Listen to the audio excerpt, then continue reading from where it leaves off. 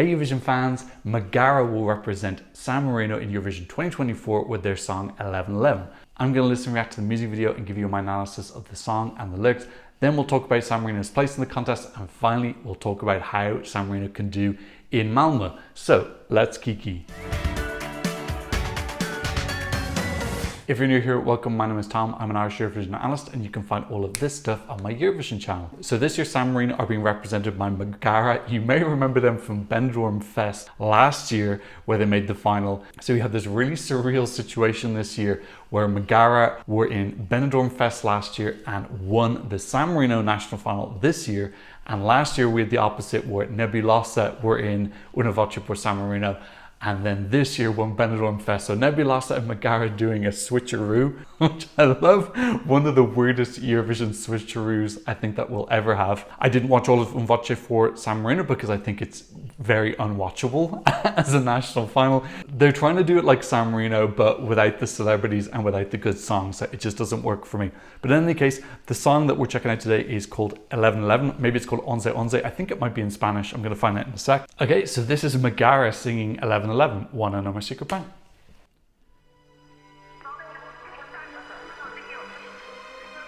Okay, I need to be careful. I don't know when the song actually starts because the video is 3:40 long. Looks like they're at a record deal, maybe? Okay. Yeah, it is in Spanish. That's a pretty good start, actually. Kind of funky, giving me like a 90s pop rock vibe. Yeah, it's interesting so far. I think it's going to stand out a little bit. Oh, some electronic stuff as well. They're dressed as unicorns. I kind of love the onesie outfit. Some of the imagery is really fun as well. That's kind of unexpected. Great energy in it. I'm not picking a super strong hook, but I kind of like the vibe of it so far. And I like that they've got these strong black and pink color palette. Oh, they mentioned Benidorm there. It looks like they're trying to get a record deal or something with these executives. Yeah, it's got good energy to it. I think do I like this more than their 23 song? I feel like they're kind of the same.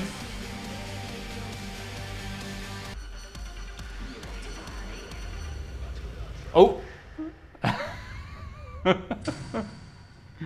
Okay, it looks like there's going to be a vignette here. This is why it's 3:40. Is she going to dance? No, she's not going to do tap dancing, is she?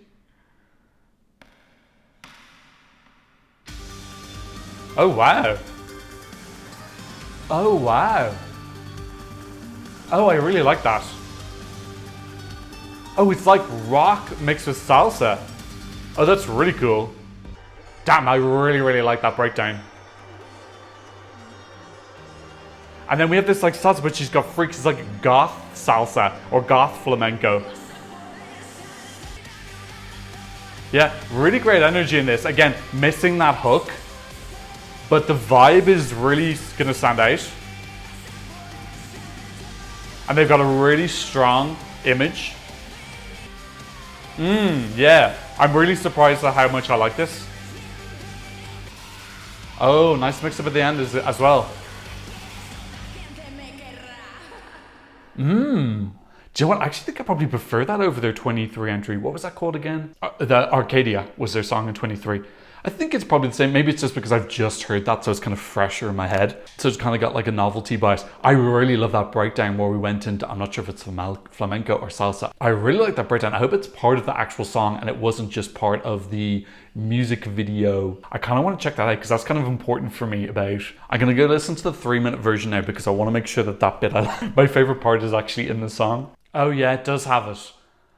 Oh, I love it so much. Okay, I just accidentally had my silent second because I was checking for that bit. I really like the breakdown bit. I wish it was in it a little bit more. Okay, what are my first impressions? Much better than I was expecting. Just because this was so low on the Eurovision scoreboard and I've literally just heard nobody talking about it, I just assumed that this was really bad, basically. That was much better than I expected. Now, I'm not saying it's amazing.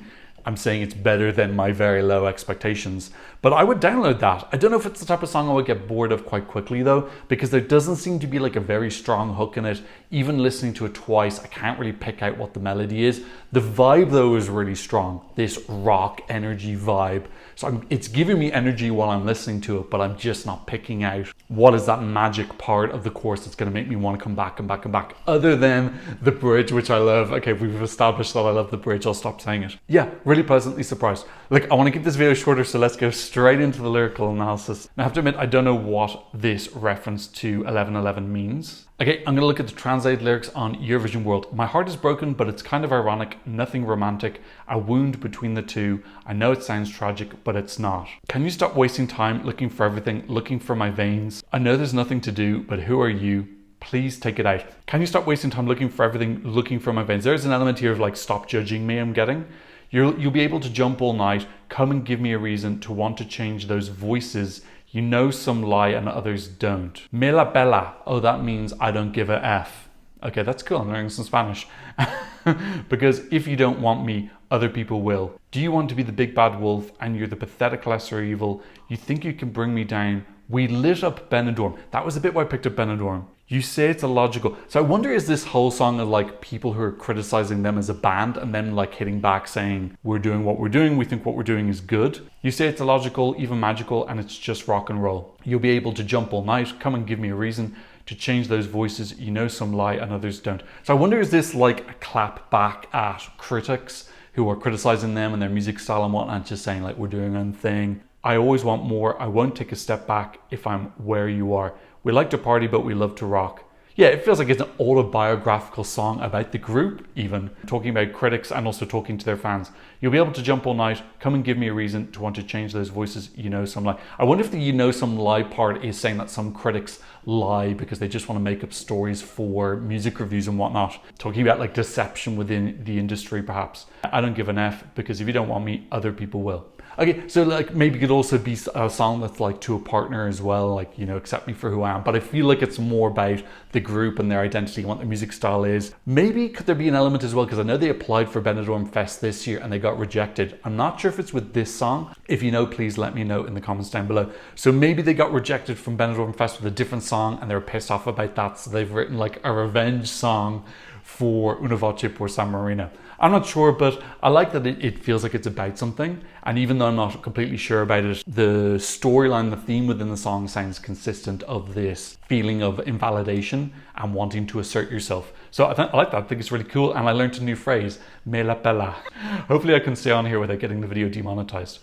Okay, let's talk a little bit about the staging. What could the staging be? Well, we know from their performance of Arcadia in Benidorm Fest 2023, it's going to be really explosive. They have lots of steam and pyro, and they have this black, pink, white color palette, which I think is really cool. And it's part of their band identity. So I think that they're going to stand out if they use that. I'm trying to think, is anyone else using black, pink, white this year? I don't think so. So I think a performance of them rocking out with those colors could work really well. I love the bit with the goth salsa dancer, which actually made me think a little bit about Bambi Thug. They had words written on them. That was really cool. So I'm imagining there might be like some sort of a dance break because there's 4 of them in Megara. So then they could have 2 dancers come on and maybe do like a goth Dia de la Muerte tango or something like that. I wonder if that was a reference to Dia de la Muerte because the person looked someone who's come from the land of the dead. I'm not sure. But yeah, there was more humor than I was expecting in the music video as well. Again, the music video now I'm realizing does tie in with the lyrics because it is them trying to convince these record company people we are legitimate. This is our sound. So actually that's making more sense now as well. So maybe they could get one of these executives on the stage and then that executive could turn into the Bambi Thug salsa dancer. I don't know if it's salsa from my gut. But yeah, I think this has got a lot of stuff to work with. They're really cool and colorful. They're edgy and rocky. So there's lots of things they can do on the stage which can be shocking. I'm thinking about last year, but I just thought the song was bad last year from San Marino. And I actually ended up having quite a cool visual package. But the song, Like an Animal, this for me is a much better song. So I think they rock out a lot. Just bring anarchy, color, energy, power, rebellion. I think just bring those emotions to the stage, and I think this is going to be different and people will remember it. Okay, so before we talk about how this is going to do, let's talk a little bit about San Marino. And San Marino are ranked last in the last 10 years out of all 44 countries. Not really surprising. It's a country of 33,000 people. So in the last 10 years, 3 qualifications, that's better than some other countries. Smthngnw qualified with Serhat and also Adrenalina, and also maybe from Valentina Moneta. She got through on her 3rd of 4 appearances. San Marino are great because they are coming, I don't know what the hell's going on behind the scenes where they're getting all this money, but they're getting money from somebody. They put on this national final every year, which I think is unwatchable, but in fair play that they actually put it on, and it's this big thing. They have gigantic rehearsals and all that. So there's a lot of effort here. I totally appreciate that. You know, they used to do internal selections, which worked pretty well for them. They have 3 qualifications.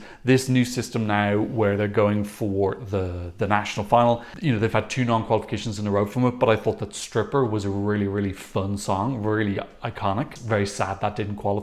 And then Like an Animal from the Pete Jacks last year, that got 0 points, and personally I would have given that 0 points. Their best ever result is 19th was Serhat. So that was kind of sad because we're all hopeful that Adrenalina was gonna do like really, really well, but in the end it was a little bit more of a fan wank thing than it was the actual general public loving it. But still so iconic that she came to Eurovision with Flow Rider. Okay, so let's talk about whether this can qualify or not. Now, all 3 times that they qualified, they just scraped through. So Valentina Moneta came 10th, Serhat came 8th, and Smthngnw came 9th. So yeah, when they do qualify, it's by the skin of their teeth.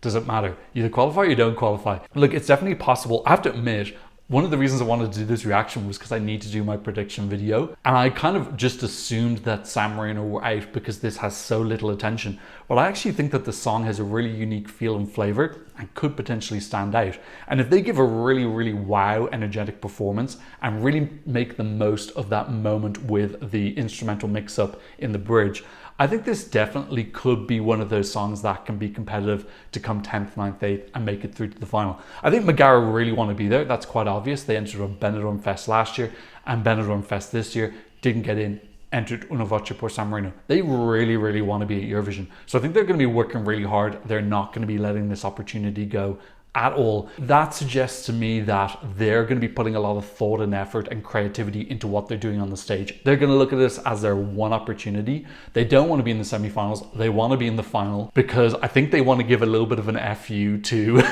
Benidorm Fest and all these people in the song who they're talking to, who they're saying, you don't respect us, you don't like what we're doing. Well, we just made the Eurovision final. So I feel like there's a little bit of a redemption story here that they want, and that could be something that really fires them into the final. So yeah, I'm putting this as I'd put this as a borderline no for now. This is one of the rehearsals I'm going to be looking out for. And if they get a really good draw as well, you know, if they get put towards the end, who do they need to be separated from? Who else is rocking in the second semi? So Czechia, they need to be separated from Czechia. I feel like Czechia might be in the one of the death slots, but the running order is coming out in 4 or 5 hours. By the time I publish this, we'll already know. But yeah, largely they've got this niche to themselves. So I think they're going to stand out. I think this has definitely got a shot. San Marino get nothing for free. I know that Italy are in the semi-final. Italy don't give San Marino points. They really don't give an F about them in general. So that's not a thing. Spain, though, will. So Spain being in the semi-final is definitely a huge help. Hopefully Spain give them 12. I would like San Marino to get a 12, like a free 12, because they never get anything for free. They always have to earn every single nickel that they get. Usually I'm against people giving 12s because of cultural connections, but in this instance, I definitely want Spain to give their 12 points to San Marino. I wonder as well, could they potentially do well with the rest of the world vote because it's a Spanish song and there might be people in Central America and South America who might vote for this as well. So yeah, I don't think it's dead in the water, but I do definitely think that Megara need to come and blow our socks off and bring that storyline and that anarchy. And then I think this definitely has a shot to make it. Okay, how do I think this will do with the jury and the televote? So jury-wise, I think that this is respectable. I think it's a well-constructed song. Again, we know that rock doesn't tend to do as well as other songs. Måneskin still came 4th in the jury. You know, that's Måneskin. I wouldn't say that Megara are Måneskin level, but still, generally we know that the jury are a little bit more pop-orientated. So I'm not expecting this to get a huge jury vote. To be honest, I don't think it matters too much what it does in the final. It's more about getting the exposure to 200 million people that I think the band want. I think that's kind of the victory, and qualifying for the final is a bit of an FU to all their doubters. So how will it do with the televote? Because that's more important for the semi-final. Like I said, points from Spain and possibly the rest of the world. Go really wild, really memorable, expensive looking, an amazing show, and I think this can stand out, and I think you do well with televote. In the final, either way, I'm expecting this probably better bottom third of each and probably finishing in the bottom 10 of the table. Could they beat 19th? I think theoretically, which would be San Marino's best result ever. I think its probability is very low. Let's look at where this is in the odds. Oh, it's last in the odds. Yeah, like this can't win, but just because it's last in the odds, it doesn't mean it's the worst song or the least popular song. It's just nobody wants to bet on it to win. Again, San Marino get no assistance. They've never been higher than 19th. So guessing that they're gonna suddenly smash their record with very limited budget is just illogical. So that's why nobody wants to bet any money on it. But this isn't the worst song in the contest. Definitely not in my opinion. Okay, what do the fans think about it? Let's check out the Eurovision scoreboard. They are 33rd, okay, in the overall vote. And let's look at where they are in the semi-final number 2 songs. They're currently 15th out of 16. So a little bit of work there to do. But again, hopefully they're starting with 12 points from Spain and maybe 6 points from the rest of the world if Spanish people really show up for this. 18 points is not bad. You know, last year you needed around 40, 50-ish to qualify. It might be different. You might need as high as 70s, depending on how the votes go. But generally, I'm expecting like 40, 50 points to qualify. So starting off with 18 points is pretty good. And they're in the second half as well, which means that they're going to get more attention. We know more songs qualify from the second half in 95% plus of the cases. Fingers crossed them. San Marino are everyone's favorite underdog. I have absolutely love it if this qualified. I think it's really interesting. I think it will make the final more interesting as well. I do think it will slightly impact Croatia because it is another person who's rocking out, giving a bit of rebellion. So yeah, San Marino not qualifying, I think could be a little bit beneficial to Baby Lasagna. Okay, that's what I thought about Megara singing 1111. What did you think? Leave me a comment in the comment section down below. No donations on PayPal or Buy Me a Coffee, but if you want to support the channel, I'll leave links to you in the descriptions down below. And of course, thank you to my patrons all over the world for patronizing my channel. On my Patreon, you can get some updates on upcoming videos, some early releases. You can be part of our My Eurovision Scoreboard group. And when I get audio and visual copyrighted, you can see the originals on my Patreon. So go check that out if you're a fan. But of course, thank you so much just for watching and maybe giving a like and maybe sharing the video. And thanks so much for watching. See another Eurovision analysis video very soon. Goodbye. Blah, blah, blah, blah, blah.